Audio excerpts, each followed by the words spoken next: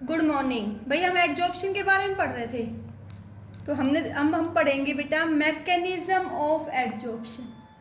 Mechanism of adsorption ये हमने पढ़ा था, ठीक है। अब हम पढ़ेंगे कि जो एडजॉर्प्शन है, adsorption is exothermic in nature. Adsorption is exothermic in nature. Exothermic in nature means बेटा delta H negative. It means heat energy is released. देखो बेटा, ये हमारे पास कोई सरफेस है, क्या है? सरफेस। इस सरफेस पे ये हमारा है एडजॉर्बेट मॉलिक्यूल। क्या? Adsorbate molecule. When this adsorbate molecule will adsorb on the surface, then some bond formation, either strong bond or weak bond, some bond formation takes place as a result of which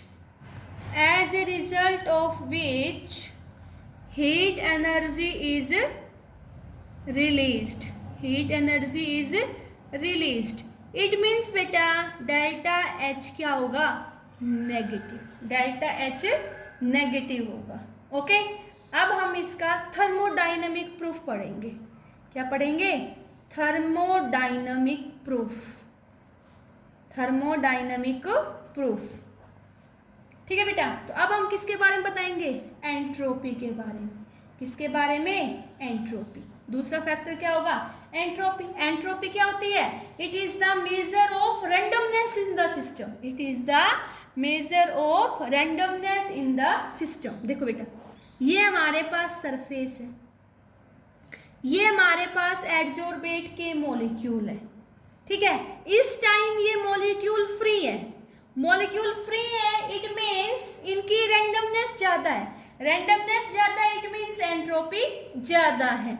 अगर ये इस surface पे आके bind हो जाएंगे, surface के ऊपर आके क्या हो जाएंगे? बाइंड हो जाएंगे, then its entropy means randomness क्या हो जाएगी? डिक्रीज होगी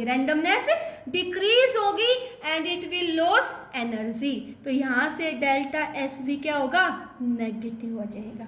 डेल्टा एस नेगेटिव। देखो फिर से बता रही हूँ बेटा, मैंने कहा ये सरफेस है, ये एडजॉर्बेट के मॉलिक्यूल्स है। Now the adsorbate molecule are free. कैसे है बेटा? फ्री है। इट मीन्स इनके अंदर रैंडमनेस ज्यादा है, एंट्रोपी ज्यादा है। लेकिन अगर ये सरफेस पे आके जुड़ गए तो इनकी रैंडमनेस कम हो गई, इट मीन्स एंट्रोपी पहले से कम हो गई।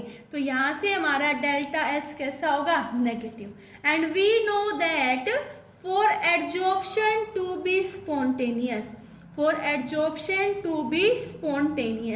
एडजॉर्प्शन को स्पॉन्टेनियस होने के लिए delta G must be negative. Delta G को कैसा होना चाहिए? नेगेटिव होना चाहिए, तभी हम कहेंगे प्रोसेस इज स्पॉन्टेनियस। तो यहाँ देखो बेटा, delta G is equal to delta H minus T delta S. ये हमारी गिब्स हैमर्स इक्वेशन थी। डेल्टा एच कैसा है? Negative, minus T delta S कैसा है? नेगेटिव। तो ये कैसा हो जाएगा? नेगेटिव और ये पॉजिटिव। लेकिन ओवरऑल प्रोसेस हमारा कैसा होना चाहिए? नेगेटिव। अब ओवरऑल प्रोसेस को नेगेटिव होने के लिए क्या कंडीशन होगी? Delta H must be greater than T delta S. अगर डेल्टा एच का मैग्नीट्यूड टी डेल्टा एस से क्या होगा? ज्यादा, तभी प्रोसेस क्या होगा? Spontaneous. It means this reaction will occur at low temperature. देखो बेटा क्यों?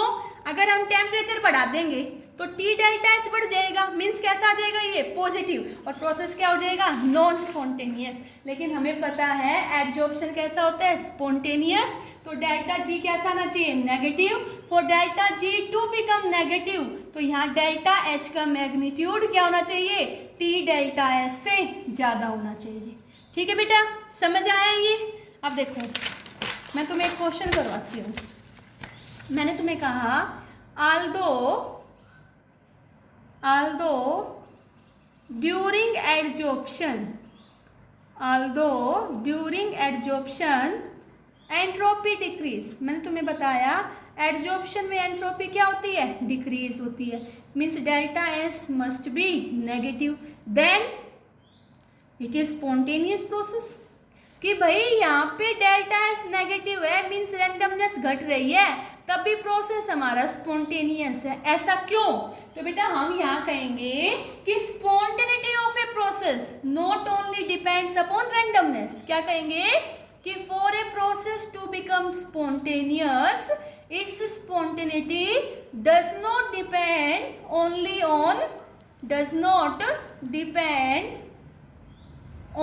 On randomness, does not depend only on randomness, it also depends on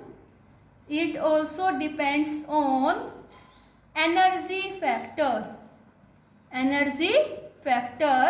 for adsorption। Okay, ये सिर्फ और सिर्फ रैंडमनेस पे डिपेंड ना करके एनर्जी फैक्टर पे भी डिपेंड करता है। It means adsorption is always exothermic. तो डेल्टा एच कैसा होता है, negative, delta H negative. For the process to become spontaneous the magnitude of delta H is greater than T delta S which is responsible to make the process spontaneous. ये responsible है इस process को spontaneous बनाने के लिए। Okay, अब आगे देखो बेटा, अब मैं तुम्हें बताऊंगी एक्सटेंट ऑफ एडजॉर्प्शन। कि एडजॉर्प्शन फिनोमिना कितना हुआ। तो देखो बेटा, एडजॉर्प्शन में क्या होता है, एक हमारे पास होता है एडजॉर्बेंट। इस एडजॉर्बेंट को हम एम से लिखते हैं, और सरफेस पे आके जुड़ता है कौन, एडजॉर्बेट। कौन जुड़ेगा बेटा, एडजॉर्बेट। तो एडजॉर्बेट को हम लिखते हैं एक्स से। किससे, एक्स से। तो यहाँ से हम बताएंगे एक्सटेंट ऑफ एडजॉर्प्शन। तो एक्सटेंट ऑफ एडजॉर्प्शन क्या होता है कि कितना एडजॉर्बेट आके इस सरफेस पे जुड़ा है, वो हमारा क्या होगा, extent of adsorption. Extent of adsorption क्या होगा, अमाउंट ऑफ एडजॉर्बेट हेल्ड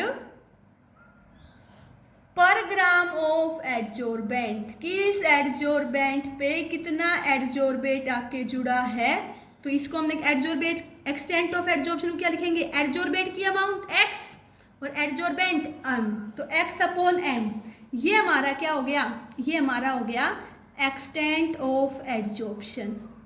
क्या हो गया बेटा, एक्सटेंट ऑफ एडजॉर्प्शन। अब हम देखेंगे कि जो हमारा एक्सटेंट ऑफ एडजॉर्प्शन है ये किस किस फैक्टर्स पे डिपेंड करता है। हम देखेंगे कि कितना एडजॉर्बेट इस सरफेस के इस एडजॉर्बेंट पे आके जुड़ा, ये किस किस फैक्टर्स पे डिपेंड करेगा। Now we will study factors on which extent of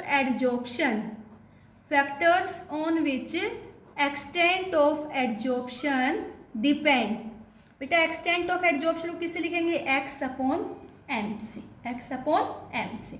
तो first of all it will depend upon nature of adsorbent. किसके ऊपर डिपेंड करेगा ये, नेचर ऑफ एडजॉर्बेंट। दूसरा, it will depend upon nature of adsorbate, के nature पे depend करेगा। Third, it will depends on pressure, and fourth it will depend on temperature. ठीक है, तो हमने देखा extent of adsorption will depends upon nature of adsorbent, pressure और temperature. ठीक है, तो फर्स्ट हम पढ़ेंगे बेटा नेचर ऑफ एडजॉर्बेंट के बारे में।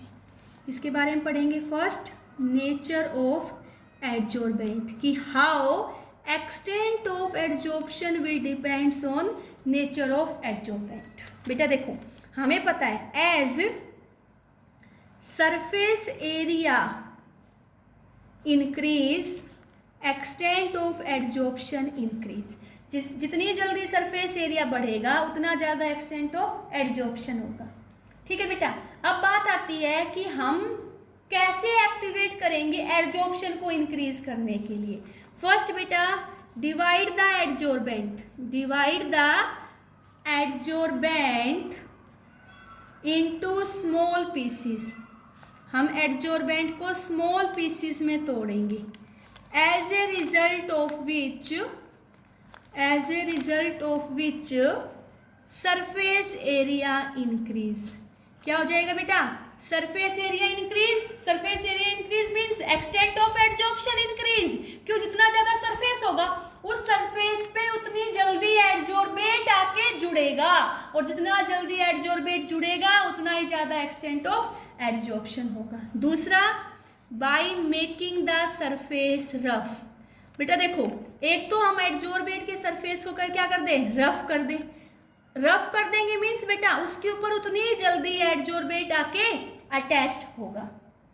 तीसरा बेटा, बिफोर यूजिंग, एडजॉर्बेट को यूज करने से पहले, बिफोर यूजिंग इट, एडजॉर्बेंट को यूज करने से पहले हम उसको हाई टेम्परेचर पे क्या करेंगे? हीट करेंगे। तब हम उसको हाई टेम्परेचर पे हीट करेंगे तो उसके पोर्स क्या हो जाएंगे? खुल जाएंगे, और पोर्स खुल जाएंगे मीन्स एडजॉर्बेंट उतनी जल्दी आके उस एडजॉर्बेंट पे जुड़ जाएगा। तो before using adsorbent we heat it at high temperature. We heat it at high temperature so that its pore becomes free, जिसकी वजह से उसके पोर क्या हो जाएंगे? फ्री हो जाएंगे। तो मैंने ये बताया कि नेचर ऑफ एडजॉर्बेंट पे हमारा एक्सटेंट ऑफ एडजॉर्प्शन कैसे डिपेंड करता है। मैंने कहा कि हम उसको स्मॉल पीसेस में तोड़ देंगे, सरफेस एरिया बढ़ जाएगा तो एक्सटेंट ऑफ एडजॉर्प्शन इंक्रीज हो जाएगा। सरफेस को रफ कर देंगे तो उतनी जल्दी एडजॉर्बेट आके एडजॉर्बेंट के सरफेस पे अटैच होगा। तीसरा, उस एडजॉर्प्शन प्रोसेस को स्टार्ट करने से पहले एडजॉर्बेंट को हम हीट करेंगे हाई टेम्परेचर पे, जिसकी वजह से उसके पोर्स ओपन हो जाएंगे। पोर्स ओपन हो जाएंगे तो एडजॉर्बेंट बहुत जल्दी आके उस एडजॉर्बेंट पे जुड़ जाएगा। ओके, अब दूसरा हमने क्या बताया था बेटा? दूसरा था नेचर ऑफ एडजॉर्बेट, कि extent of adsorption nature of adsorbate पे कैसे डिपेंड करेगा। अब बेटा एडजॉर्बेट हमारा मोस्टली क्या होता है? हम किसके लिए बात करेंगे? गैसेस के लिए, फॉर गैसेस। तो गैसेस के लिए देखो बेटा, extent of adsorption is directly proportional to critical temperature. जितना ज़्यादा गैस का क्रिटिकल टेम्परेचर होगा उतना ज़्यादा गैस का क्या होगा? Extent of adsorption. Critical temperature means बेटा it is the temperature at which a gas can be liquefy. Critical temperature क्या होता है? The temperature at which a gas can be liquefy. तो उसको हम क्या बोलेंगे? Critical temperature. ठीक है, जितना ज़्यादा क्रिटिकल टेम्परेचर होगा उतनी जल्दी हमारी गैस पे क्या होगा बेटा? एडजॉर्प्शन फिनोमिना होगा। ठीक है, जितना ज़्यादा क्रिटिकल टेम्परेचर होगा उतना ही ज़्यादा extent of adsorption. Critical temperature ज़्यादा इट मीन्स उस गैस को हम इजीली लिक्विफाई कर सकते हैं, इजीली लिक्विफाई कर सकते हैं। जैसे यहाँ से बेटा तुम्हें एक क्वेश्चन पूछा जाएगा, मैंने तुम्हें क्या बताया? Nature of adsorbate. Adsorbate mostly कैसे होते हैं? गैसेस। तो गैसेस में जितना ज़्यादा क्रिटिकल टेम्परेचर होगा उतनी ज़्यादा गैस क्या होगी? एडजॉर्प्शन होगा। क्रिटिकल टेम्परेचर क्या होता है? The temperature at which a gas can be liquefy.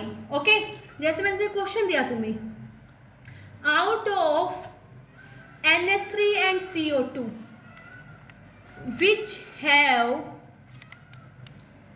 which have high extent of adsorption, किसके अंदर एक्सटेंट ऑफ एडजॉर्प्शन ज़्यादा होगा? तो तुम क्या देखोगे बेटा? NH3 and CO2। तो NH3 का क्रिटिकल टेम्परेचर ज़्यादा है, क्रिटिकल टेम्परेचर NH3 का ज़्यादा है as compare to CO2, yes और नो? और दूसरा NH3 क्या बनाता है? Strong hydrogen bonding, strong hydrogen bonding, as a result of which extent of adsorption is more in case of ammonia. Okay, clear हुआ ये? थर्ड फैक्टर हमारा क्या था? प्रेशर। थर्ड हमने क्या पढ़ा था? Extent of adsorption will depends on pressure. ठीक है बेटा, तो देखो हम extent of adsorption versus pressure का ग्राफ प्लॉट करेंगे।